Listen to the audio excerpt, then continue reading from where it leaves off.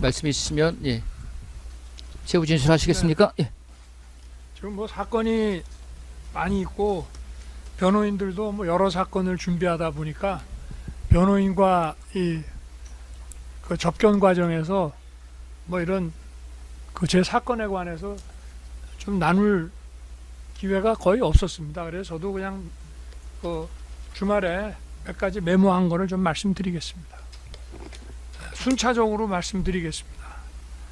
먼저 그 국무위원 그 심의권 문제에 대해서는 이게 만약에 헌법상 그 권한에 기한 정당한 계엄 선포로 판단이 된다면은 그 절차적, 실체적 요건은 기본적으로 사법심사의 대상이 안 되고 오로지 국회 통제하에만 있는 것입니다.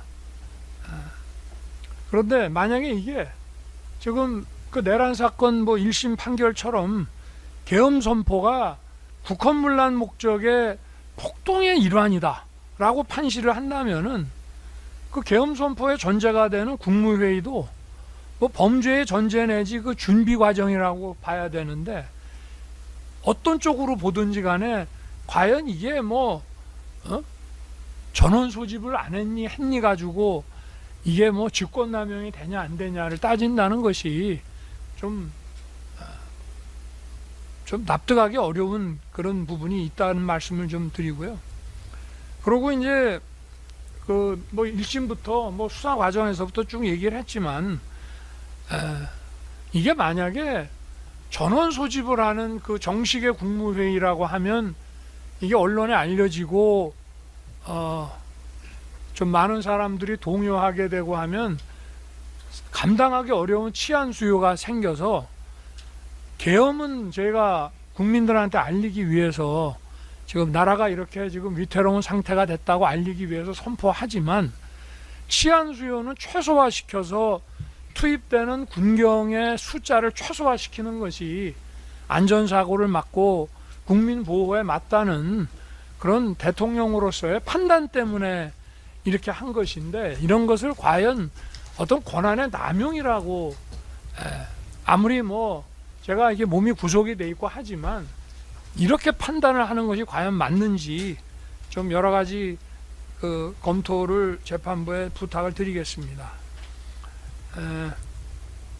그리고 뭐 아까 그 말씀드린 저 변호인이 얘기했지만 그 직권남용 권리행사방해라고 하는데 이게 저는 뭐 저의 짧은 법 지식으로 개인적 그 법익을 보호하는 죄에서 소위 강요죄라고 하는 폭행 협박으로 권리 행사를 방해하는 데에서 폭행 협박이 공무원의 직권남용으로 치환된 거에 불과한 거로 저는 인식을 하고 있었는데 영장 단계부터 좀 이런 거를 막 국무위원회 심의권이라는 권한 가지고 막 얘기하는 거에 대해서 야 정말 이게 과연 참 영장이 발부될까 싶었는데 지금 뭐 여기까지 오게 됐으니 한번 잘 살펴주시기를 부탁드리겠습니다.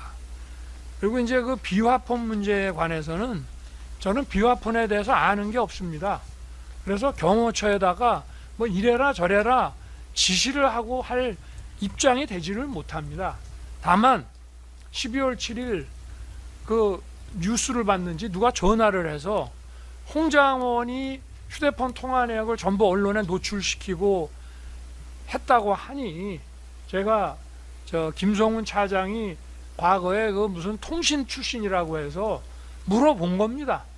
이 보안사고 어떻게 하냐? 그랬더니 보안사고를 막을 수 있는 보안 규정이 있습니다라고 하니까 제가 그럼 규정대로 하면 되겠구나라고 했고 또 더 만약에 제가 얘기를 했다면은 이 세 사람이 아니고 아마 비화폰 지급 대상자 중에 그때까지 한 10여 명 정도가 직무 배제가 됐습니다. 그래서 직무 배제된 자들의 그 비화폰에 대해서 이런 사고가 발생하지 않게 그 규정에 따라서 조치를 하면 되겠다 이런 얘기지 뭘 안다고 제가 지시를 하겠습니까? 조금 있으니까 경호처에서 제 비화폰도 가지고 가서 뭐 거기에 보안 조치를 하고 다시 돌려주더만요. 그게 전부 다입니다. 그 말씀을 드리고요. 그리고 저도 뭐 26년간 범죄 수사를 해온 사람이지만 수사기관이 이 비화폰을 아니 뭐 이 저 휴대폰을 만약에 임의 제출을 받았거나 영장에 의해서 뭐 강제로 압수를 했다면은 즉시 그 휴대폰을 열어서 그 안에 있는 통화 내역이나 저장된 거를 바로 사진을 찍어 놓던지 하는 게 관행이라는 걸 누구보다 아는데 수사기관이 못 보도록 하라는 얘기가 제 입에서 나왔다는 것이 그건 말이 안 되는 얘기라고 저는 생각을 하고요. 제가 법정에서 한번 물어봤습니다. 1심 법정에서 그 경호처장 박종준 씨한테 물어보니까 저 군 수사기관에서 이 세 사람의 비화폰을 자기네들이 확보를 했다고 경호처에 통보를 해주어서 이 세 사람 얘기, 뭐 방첩사령관이니 뭐 특전사령 그 사람들 얘기가 경호처에서 돌기 시작했다라고 얘기를 하더군요. 그리고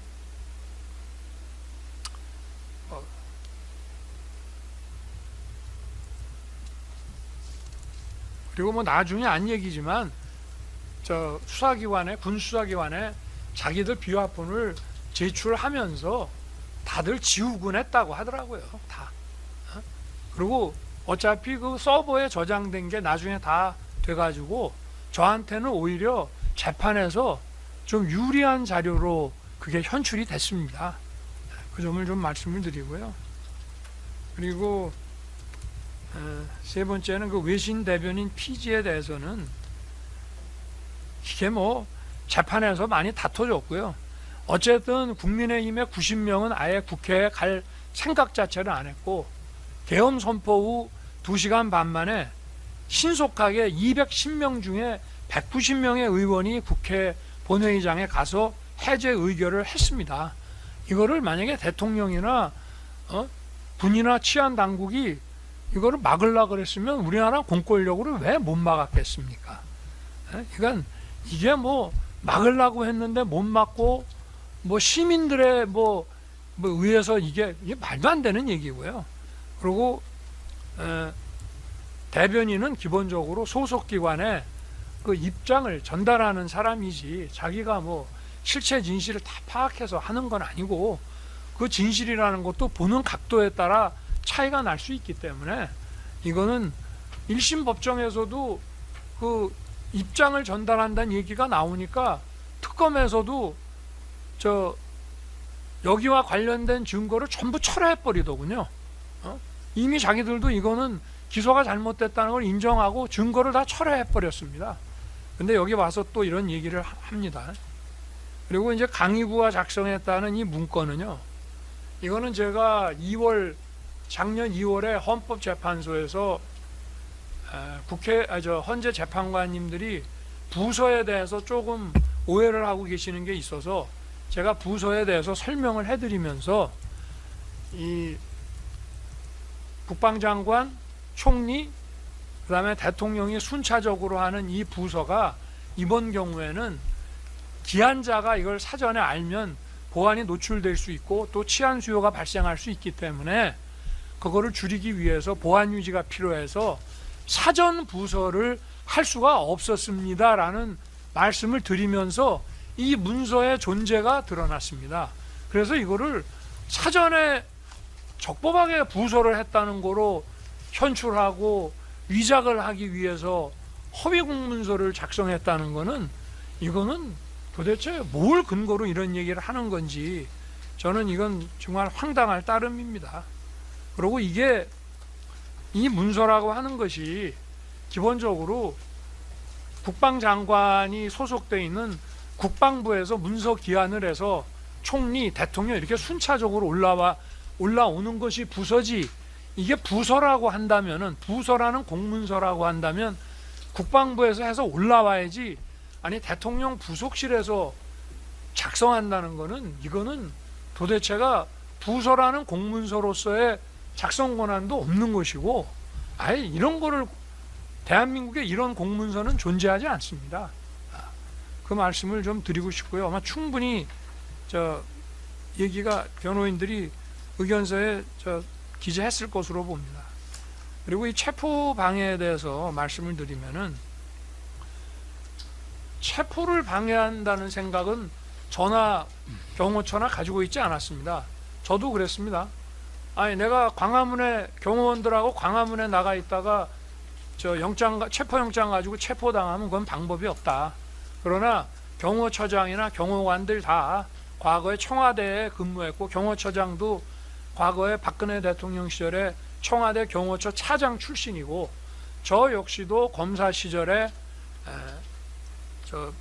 청와대에 대한 영장 집행 시도를 많이 했습니다. 영장을 받아서. 그러나 뭐 한 번도 들어간 적이 없고, 연풍문에서 뭐 자료 가지고 오면 기다리고, 그 안에 있는 사람은 이미 출석을 해서 조사한 적은 있어도 단 한 번도 뭐 체포를 하거나 압수수색을 한다고 청와대나 대통령이 거주하는 이런 관저구역 자체를 들어간다는 생각을 해본 적이 없습니다. 그건 왜냐하면 군사시설 보호구역의 보안구역이기 때문에, 그거는 아직 뭐 여기에 대해서는 판례도 없지만 단 한 번도 이것이 관행상 정립이 된 거고,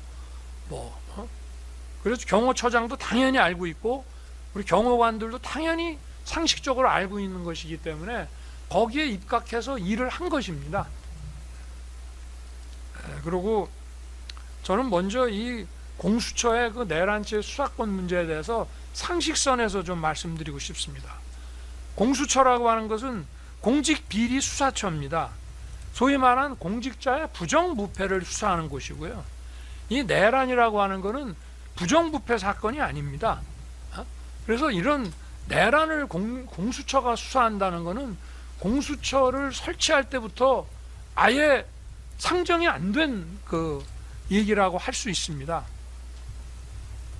그리고 이 직권남용죄에 관해서 현직 대통령의 과연 직권남용을 수사할 수 있느냐? 수사는 소추를 하기 위해서 수사하는 거지, 그냥 소추할 수도 없는 걸 가지고 괜히 심심해서 정의를 실현하기 위해서 수사하는 게 아닙니다. 다만 대통령은 퇴임을 할 수 있기 때문에 퇴임 후에 소추가 필요하면 증거 보존은 할 수 있습니다. 저희가 지난번에도 말씀드렸지만 박근혜 대통령도 강제 수사나 뭐 이런 수사를 시도한 적이 없고, 다만 본인이 출석할 수 있느냐 못한다 해서 안 한 것뿐입니다. 그런데 소추를 못하는 사건은 원칙적으로는 수사도 못하고, 만약에 한다면 증거 보존 정도를 할 수 있지만 본인 상대의 조사라든가 체포 압수수색 같은 강제 수사는 불가능한 거로, 그게 통설이고, 저희도 과거에 뭐 노무현 대통령이라든지 이런 분들에 대해서 대선 자금 수사라든가 이런 경우에도 공범들에 대해서는 조사를 한 적이 있습니다만은, 현직 대통령에 대해서 뭐 청와대에 가서 조사를 해야 된다든지 뭐 무슨 강제 수사를 한다는 것 자체는, 그거는 아예 시도조차 해본 적이 없는, 누구나 다 아는 하나의 상식에 속하는 일입니다. 그런데도 불구하고 이 직권남용이 이럴진데, 이게 무슨 관련 사건이라고 해서 내란 혐의에 대한 강제 수사를 한다는 이 자체가 이게 상식에 반하는 거라는 말씀을 드리고 싶습니다. 그리고 아까 뭐 얘기가 나왔지만, 지금 이게 뭐 어디 뭐 지하도도 아니고 모든 사람이 다니는 데도 아니고, 이게 대통령 관저구역에 경호구역이자 군사시설 보호구역에 그냥 무단으로 영장에 지번도 없는 데를 그냥 무단으로 들어왔으면 퇴거를 요청하는 것이 경호관들이 당연히 해야 될 일들이고, 거기에 대해서 무슨 뭐 영장 뭐 집행을 수색영장 집행을 뭐 방해했느니 어쩌느니, 이런 발상이 도대체 어떻게 나올 수 있는지 저로서는 법을 오래 다룬 사람으로 납득이 좀 가지를 않습니다. 아까 여기 뭐 책임자 승낙 문제는 과거에 판례도 없지만, 과거에 이런 관례가 판례가 없을 만큼 다 상식에 따라서 이루어졌기 때문에 새로운 판례가 나오기 전에 이런 것을 범죄로 처벌할 수 없다고 생각합니다. 물론 뭐 공수처가 했던 일이 경호처의 업무방해, 공무집행 방해라고 하는 것 역시도 뭐 구체적인 판례가 아직 없기 때문에 그게 과연 처벌이 되는 건지 그건 마찬가지라고 저는 생각을 하는데요. 그리고 압수목적 수색과 뭐 체포목적 수색에 대해서는 이거는 다 똑같은 일입니다. 다 이게 보안구역에 대해서 체포나 압수나 다 이것저것 요소 뒤져봐야 되는 거는 다 똑같기 때문에 보안이 공개된다는 측면에서는 차이가 없다. 그리고 이거는 뭐 학설상으로도 여러 가지 견해가 다 서로 다르다고 생각합니다. 그리고 아까도 제가 말씀드렸지만 이런 법적 논란이 있고 자기들도 무단 침입을 했기 때문에 공수처 스스로 오늘은 일단 중단을 하겠다. 그러니까 우리가 영장 유효기간 안에서는 다시 올 수도 있으니 오늘 중단하고 가겠다는 확인서를 경호처장한테 요구해서 받아간 거로 봐서는 그리고 뭐 이정문 그 입구만 확인시켜주면 돌아가겠다고 해서 그 확인시켜주고 자발적으로 돌아갔는데 이거를 도대체 이런 경우 수사 과정에서 많습니다. 저희가 어디 정치권의 무슨 당사라든지 의원회관이라든지 정치인들 집 이런 데를 압수수색하러 들어가거나 체포하러 들어갔을 때 서로 뭐 실랑이하고 이러다가 오늘은 그냥 돌아갈 테니까 오늘은 막 수색을 중단하겠다라고 해서 온 경우에 이거를 가지고 무슨 영장집행 방해라고 이렇게 의유를 해본 적도 없고 정말 상식과 그 정말 이 관례에 너무나 그 반하는 그런 일들이라고 말씀을 드리겠습니다. 그리고 아까 무슨 뭐 위력 경호니 뭐 스크럼 경호가 이게 뭐 직권남용이라고 얘기를 하는데요. 이런 거를 직권남용이라고 하면 대통령 경호 못합니다. 제가 얘기 들어보니까 지금도 대통령 경호처에서 위에서 뭐 시키면은 이거 직권남용 아니냐는 얘기가 나온다는데 이게 무슨 뭐 정말 무리한 일을 억지로 막 강요해서 시켰다면 몰라도 이런 걸 가지고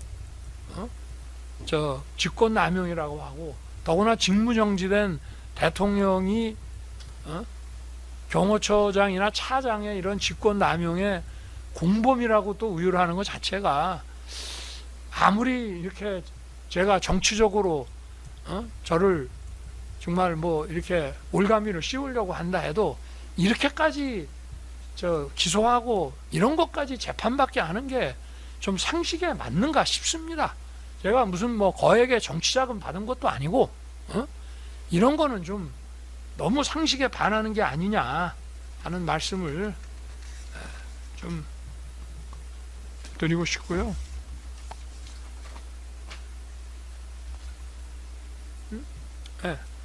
아니 뭐 다른 얘기는 변호인들이 이미 다 했기 때문에 이 정도로 하고 마무리 짓겠습니다. 시간 주셔서 감사합니다.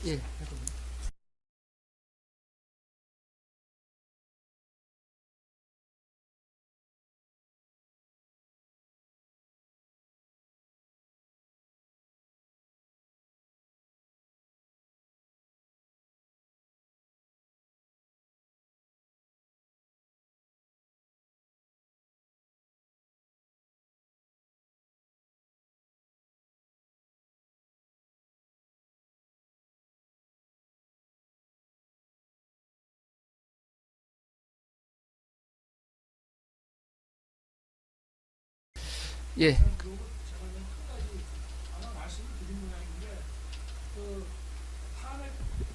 소추가 될 때 12월 12일 24년 12월 12일에 탄핵 소추될 때는 소추의 그 심판 대상이 탄핵 심판 대상이 주 대상이 내란죄였습니다. 그러다가 이게 1월 6일 날 그 내란죄를 철회하는 거로 이제 정리가 됐는데 그 1월 3일 그 1차 공수처의 그 수색 뭐 영장 집행 그 시도가 있을 때는 내란이 그 헌재 탄핵 심판의 주 대상이었고 저로서는 그 헌재 탄핵 심판에 대응하는 것이 중요한데 이것이 수사권도 없지만 이거는 탄핵 심판에서의 저의 그 방어권을 제한하기 위해서 이건 좀 너무 의도적으로 하는 것이 아니냐. 만약에 이렇게 해서 탄핵이 되면 그때 가서 저 구속을 해도 되는 것이 아니냐 하는 그런 생각이 있었고, 또 아니 명백히 내란죄 수사권이 있는 경찰에서 출석 요구를 하면 거부할 수도 없는데 왜 하필이면 논란이 있는 공수처가 이거를 받아가지고 또 하필이면은 경찰에서 검찰이 영장심사하고 중앙지법으로 안 가고 왜 이게 서부지법으로 갔는지, 이런 거에 대한 그 공수처에 대한 어떤 그 불신, 이런 것도 제가 뭐 법리적인 얘기는 이미 변호인들이 했기 때문에 그런 것들이 많았다는 말씀을 추가로 드리겠습니다.